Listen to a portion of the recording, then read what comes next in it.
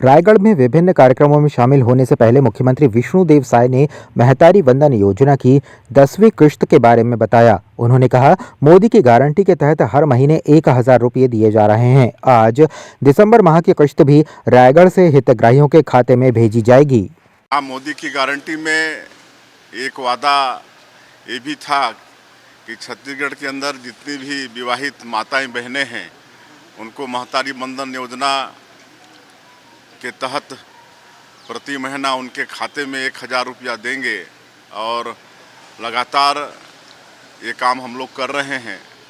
प्रत्येक महीने पहले सप्ताह में ही उनके खाते में 70 लाख से ज़्यादा माता बहनों के खाते में 1,000 रुपया भेजने का काम करते हैं और आज दिसंबर माह का भी महतारी वंदन की राशि रायगढ़ से उनके खातों में अंतरित करेंगे। मुख्यमंत्री विष्णुदेव साय ने जनादेश दिवस पर कहा, आज 3 दिसंबर है, हम इसे जनादेश दिवस के रूप में मना रहे हैं। 1 साल पहले विधानसभा चुनाव में छत्तीसगढ़ की जनता ने मोदी की गारंटी पर विश्वास कर भाजपा को ऐतिहासिक जीत दिलाई। देवतुल्य जनता का आभार। सर्वप्रथम तो आज 3 दिसंबर है, जिसको हम लोग जनादेश दिवस के रूप में मना रहे हैं। आज से ठीक 1 साल पहले 3 दिसंबर 2023 को विधानसभा चुनाव 2023 का परिणाम आया था और छत्तीसगढ़ की जनता ने, छत्तीसगढ़ के देवतुल्य मतदाताओं ने, छत्तीसगढ़ के माता बहनों ने मोदी की गारंटी पर विश्वास करके हमारे आदरणीय प्रधानमंत्री जी श्री नरेंद्र मोदी पर विश्वास करके भारतीय जनता पार्टी को ऐतिहासिक विजय दिलाए थे। 46% वोट देकर 54 सीट में भारतीय जनता पार्टी को जिताए थे। इसके लिए छत्तीसगढ़ के सभी देवतुल्य मतदाता भाई बहनों का बहुत बहुत धन्यवाद करना चाहेंगे, उनका आभार व्यक्त करना चाहेंगे। नगरीय निकाय चुनाव को लेकर मुख्यमंत्री विष्णुदेव साय ने कहा, जब हम 15 साल सरकार में थे तब नगरीय निकाय चुनाव सीधे मतदाताओं से होते थे। पिछली सरकार ने इसे इनडायरेक्ट कर दिया था, लेकिन अब हमने फिर से डायरेक्ट कर दिया है, जिससे जनता को महापौर और नगर पंचायत अध्यक्ष चुनने का मौका मिलेगा। देखिए, जब हम लोग सरकार में थे 15 साल डॉक्टर रमन सिंह जी के नेतृत्व में, उस समय भी नगरीय निकाय के चुनाव और अध्यक्ष पद का चुनाव सीधे मतदाताओं से होता था, जिसको पिछली सरकार ने बदलकर इनडायरेक्ट कर दिया था, जिसको फिर हमारी सरकार, पिछली सरकार के निर्णय को बदलते हुए फिर से उसको सीधे कर दिए हैं। और निश्चित रूप से इससे हमारे जो नगरीय क्षेत्र के मतदाता हैं उनको सीधे अपना महापौर, अपना नगर पालिका अध्यक्ष, नगर पंचायत का अध्यक्ष चुनने का अवसर मिलेगा। मुख्यमंत्री विष्णुदेव साय ने 3 दिसंबर 2023 को छत्तीसगढ़ विधानसभा चुनाव में भाजपा की ऐतिहासिक जीत पर प्रदेशवासियों को आभार व्यक्त किया। उन्होंने इसे आपके विश्वास, सपनों और उम्मीद की जीत बताया और कहा कि ये जीत प्रदेश के उज्जवल भविष्य की दिशा में महत्वपूर्ण कदम है। मुख्यमंत्री ने सरकार की उपलब्धियों पर संतोष व्यक्त करते हुए कहा कि मोदी की गारंटी के वादों को प्राथमिकता से पूरा किया है और प्रदेश के सर्वांगीण विकास के लिए काम करेंगे। प्रिय छत्तीसगढ़ वासियों, जय जोहार। आज ही के दिन पिछले वर्ष 3 दिसंबर 2023 का वह स्वर्णिम दिन था जब आपने छत्तीसगढ़ के विकास, सुशासन और समृद्धि के लिए ऐतिहासिक निर्णय लेकर भारतीय जनता पार्टी को आपने प्रचंड जनादेश दिया था। वह जीत वास्तव में आपके विश्वास की ही थी, सपनों और उम्मीदों की थी। उस प्रेम, विश्वास और आशीर्वाद के लिए हम आप सभी के आभारी हैं। विगत 1 वर्ष में हमारी सरकार ने आपके विश्वास पर खरा उतरते हुए प्रदेश में प्रगति के अनेक नए आयाम स्थापित किए हैं। हमने मोदी की गारंटी के सभी प्रमुख वादे प्राथमिकता से पूरे किए हैं। इससे हर वर्ग का विकास हुआ है। प्रदेश में खुशहाली आई है। हमारी सरकार इसी निरंतरता को बनाए रखते हुए प्रदेश के सर्वांगीण विकास के लिए तत्पर है।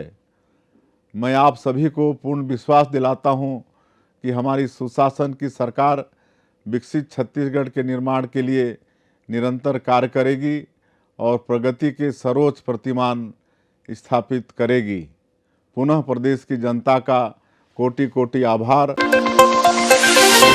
प्रदेश में दिव्यांग दिवस के मौके पर दिव्यांग जन अपनी 6 सूत्रीय मांगों को लेकर रायपुर पहुंचे। पुलिस ने उन्हें सीएम आवास की ओर बढ़ने से पहले टिकरापारा के साहू सदन में रोक लिया। इस दौरान दिव्यांगों ने सरकार और प्रशासन के खिलाफ नारेबाजी की। उनकी मांगों को फर्जी प्रमाण पत्र पर नौकरी कर रहे लोगों को हटाकर दिव्यांगों को नौकरी देने, पेंशन बढ़ाने और दिव्यांग महिलाओं को महतारी वंदन की तर्ज पर पेंशन देने जैसी मांगें शामिल है।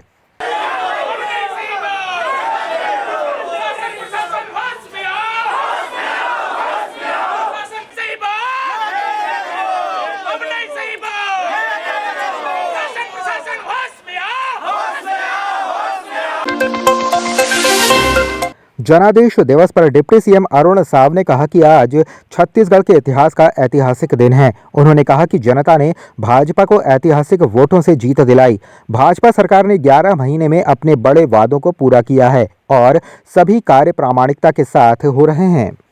आज छत्तीसगढ़ के इतिहास का बहुत ऐतिहासिक दिन है, जब एक अन्यायी, अत्याचारी, भ्रष्टाचारी सरकार के खिलाफ छत्तीसगढ़ की जनता ने जनादेश दिया था और भारतीय जनता पार्टी को ऐतिहासिक वोटों के साथ, ऐतिहासिक सीटों के साथ जीत दिलाई थी छत्तीसगढ़ की जनता ने। छत्तीसगढ़ की जनता के प्रति मैं आभार व्यक्त करता हूं, कृतज्ञता ज्ञापित करता हूं। और जो संकल्प भारतीय जनता पार्टी ने लिया था चुनाव के समय, छत्तीसगढ़ की जनता से जो वायदा किया था, 11.5 महीने में मोदी की गारंटी के सभी बड़े वायदे एक एक करके पूरे हो रहे हैं, प्रामाणिकता के साथ पूरे हो रहे हैं और शब्दशः पूरे हो रहे हैं। आज जिस प्रकार से किसानों के हित का काम हो, माताओं और बहनों के हित का काम हो, युवाओं के हित का काम हो, सारे काम विष्णुदेव साय जी के नेतृत्व में हमारी सरकार कर रही है। और जो हमने कहा था डबल इंजन की सरकार होगी, तेज गति से छत्तीसगढ़ का विकास होगा, तो आज देश में प्रधानमंत्री माननीय नरेंद्र मोदी जी के नेतृत्व वाली सरकार के सहयोग से राज्य की विष्णुदेव साय जी की सरकार छत्तीसगढ़ के गांव और शहरों के विकास का सिलसिला फिर से प्रारंभ हो गया है, जो कांग्रेस की सरकार में रुका था। विष्णु का सुशासन चल रहा है और मोदी की गारंटी पूरी हो रही है। मैं छत्तीसगढ़ की जनता को बहुत धन्यवाद देता हूं, छत्तीसगढ़ की जनता को बधाई देता हूं कि आपने सही समय पर सही निर्णय किया है। डिप्टी सीएम अरुण साव ने कांग्रेस के धान खरीदी केंद्र चलो अभियान पर कहा है कि उनका स्वागत है, लेकिन ये काम कांग्रेस सरकार को पहले करना चाहिए था। अब भाजपा सरकार के नेतृत्व में किसानों के लिए तरक्की के काम हो रहे हैं। उन्होंने आरोप लगाया कि कांग्रेस ने आजादी के बाद कभी किसानों के हित में काम नहीं किया और अब ढोंग कर रही है। बिल्कुल उनका स्वागत है, धान खरीदी केंद्र जरूर जाएं, पर यही काम जब उनकी 5 साल की सरकार थी तो कर लेते, गौठान चले जाते, धान खरीदी केंद्र चले जाते। आज विष्णुदेव साय जी के नेतृत्व में गांव, गरीब और किसान की तरक्की और बेहतरी के काम हो रहे हैं, माताओं और बहनों की तरक्की के काम हो रहे हैं। किसानों के लिए कभी कांग्रेस ने आज़ादी के बाद कभी किसानों के हित में कोई काम कांग्रेस पार्टी ने नहीं किया, तो ये ढोंग करना बंद करें। नगरीय निकाय चुनाव की तैयारियों को लेकर डिप्टी सीएम अरुण साव ने कहा कि सरकार ने पहले से ही तैयारी शुरू कर दी थी। उन्होंने कांग्रेस पर आरोप लगाया कि उन्होंने जनता के अधिकारों को छीनने का काम किया। वहीं विष्णुदेव साय की सरकार ने ये अधिकार फिर से जनता को सौंपा है। बीजेपी ने 5 संभाग के नेताओं के साथ बैठकर चुनाव की तैयारी शुरू कर दी है और पार्टी मजबूती के साथ नगरीय निकाय और पंचायत चुनाव लड़ेगी। सरकार के स्तर पर आप लोगों ने तैयारियां देखी है कि हम सरकार के स्तर पर तेज गति से और बहुत पहले से हमने तैयारी प्रारंभ कर दी थी।